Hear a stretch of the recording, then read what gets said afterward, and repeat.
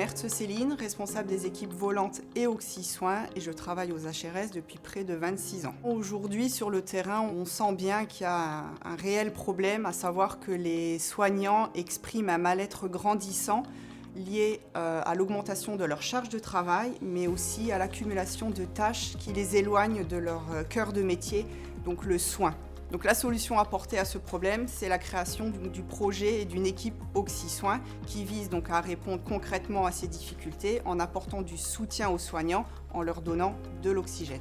On a créé un profil de poste, donc ce sont des profils non soignants. Les prérequis étaient notamment donc la capacité d'adaptation, la motivation, la maîtrise des langues du pays et un réel intérêt pour le secteur des soins.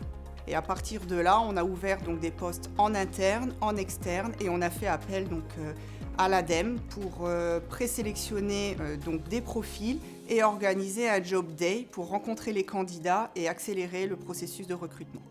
Die Kollaboration hat so ausgesehen, dass wir eben geguckt haben, was sind hier Buzzwörter, und ich gefragt, sie soll man dann eine Jobdescription machen, auch Quantifikation davon, für zu gucken, wie viele Leute man sich sind ich hingegangen und schon versucht, ein ganz paar Profile rauszusichern, die Kinder auf den Job korrespondieren. Ein 40 Leute haben wir gerufen am Kader von einem benannten Atelier de Recrutement. Am Atelier de Recrutement sind wir natürlich präsent, und natürlich auch der Patron, heute Hospital Robert Schumann, waren präsent. Und das war ganz gut gegangen. Wir haben dann effektiv ein Dosen zurückbehalten, wo sie dann an einer zweiten Etappe die Leute gesehen haben. Donc le onboarding s'est passé donc à plusieurs niveaux, donc sur le terrain puisqu'on a fait visiter le site, les services.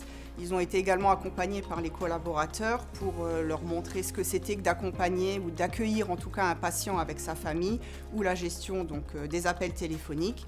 Il y a eu des formations également en présentiel pour tout ce qui est lié à l'hygiène et la réanimation cardio-pulmonaire et des e-learning pour la protection des données, le secret professionnel et l'identito-vigilance. Alors c'était une très belle expérience et le partenariat avec l'ADEME a été quelque chose de très productif puisque sur 11 postes créés, 7 proviennent de l'ADEME.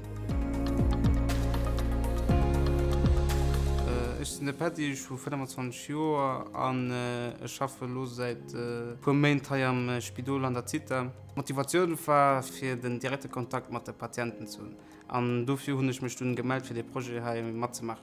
Den Alldags ich gehe morgens an die Küche, ich gehe den Kaffee vorbereiten für die Patienten und dann komme ich immer darauf. Dann dehle ich Frühstück aus.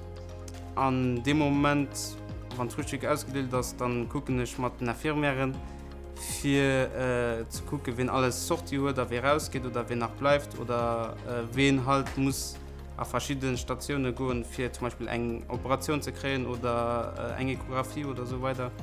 Und dann kriegt man nach Appellen intern, wenn dann soll Ruf geschickt gehen an den Blockoperateur oder an eine Radiologie oder so. Ich muss sagen, es gefällt mir momentan ganz gut und ich hoffe, dass es so weitergeht. Oxy-Soins hat uns das Leben viel mehr einfach gemacht. Das heißt, wir sind viel mehr lang allein im Zimmer mit dem Patienten.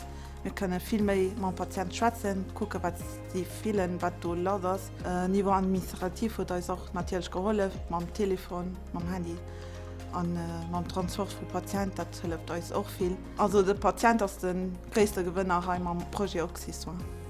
Cette situation impacte fortement les soignants et donc un impact concret sur la qualité et la sécurité des soins. Et donc on espère, grâce à ce projet Oxy-Soins, acquérir encore plus d'excellence.